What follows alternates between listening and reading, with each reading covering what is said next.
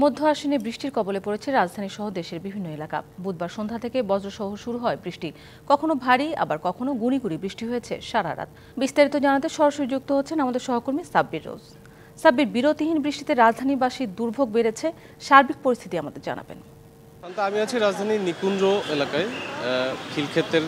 খিলক্ষেত থেকে আপনি জানেন যে খিলক্ষেত থেকে এয়ারপোর্ট পর্যন্ত নীরব এলাকা ঘোষণা করা হয়েছে। আমি আপনাকে সকাল 8টা থেকে ট্রাফিক আপডেট জানিয়েছি। এই রাস্তাটা রাজধানীর অন্যতম ব্যস্ততম মহাসড়ক, তো এখানে বেশ চাপ রয়েছে, সেই চাপ চলমান রয়েছে, বিন্দুমাত্র কমে নেই। গাড়ির চাপ যেরকম ছিল সেই অবস্থাতেই রয়েছে এবং উত্তরার পরে এয়ারপোর্টের পরেও সেই একই অবস্থা রয়েছে।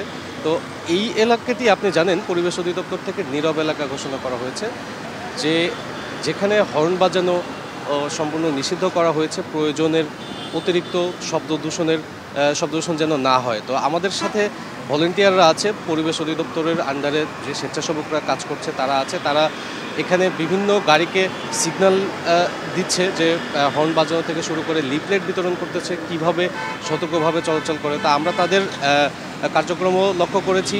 পাশাপাশি রাস্তার ট্রাফিকদের সাথেও কথা বলেছি। তারাও এই থেমে থেমে বৃষ্টির কারণে যে ভোগান্তির সৃষ্টি হয়েছে এবং যে গণপরিবহন এবং ব্যক্তিগত পরিবহনের চাপ রয়েছে এনজিওর কিস্তি প্রথমবার বিকাশ পেমেন্ট করলেই 20 টাকা ইনস্ট্যান্ট ক্যাশব্যাক, সেটা সামাল দিতে হিমশিম। তো আমরা এই স্বেচ্ছাসেবকদের কাছ থেকে একটু আপনাকে রাস্তার পরিস্থিতি শোনানোর চেষ্টা করব যে হর্নের যে বিষয়টি।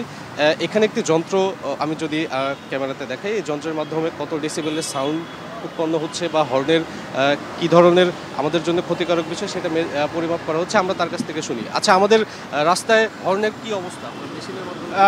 সত্যি কথা বলতে এই জায়গায় যে হর্নের যে মাত্রাটা থাকার কথা সেটা হচ্ছে 50 থেকে 60 ডেসিবেল বা সর্বোচ্চ 70 ডেসিবেল পর্যন্ত।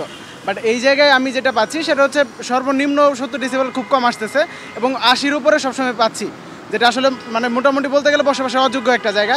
এবং মাঝে মাঝে কিছু হর্নের ক্ষেত্রে দেখা যাচ্ছে যে 110 বা 120 ডেসিবেল পর্যন্ত হয়ে যাচ্ছে, যেটা আসলে মানে আমাদের জন্য খুব বেশি ক্ষতিকর।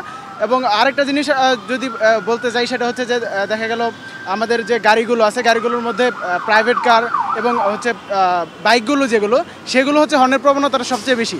এবং আরেকটা ব্যাপার হচ্ছে যে কিছু লোকাল বাস যেগুলো আছে সেগুলোর ফিটনেস এমনটা নাই এবং তাদের ইঞ্জিনের সাউন্ডটাও অনেক ক্ষেত্রে বেশি হয়ে যাচ্ছে। এবং আলটিমেটলি সব মিলিয়ে হচ্ছে যে এই জায়গাটা আমাদের সাউন্ডের পরিমাণটা আসলে অনেক বেশি। আমাদের সময় স্বল্পতা আছে। শুনছিলেন মৌসুমী যে আমাদের সাব্বির, আপনাকে ধন্যবাদ।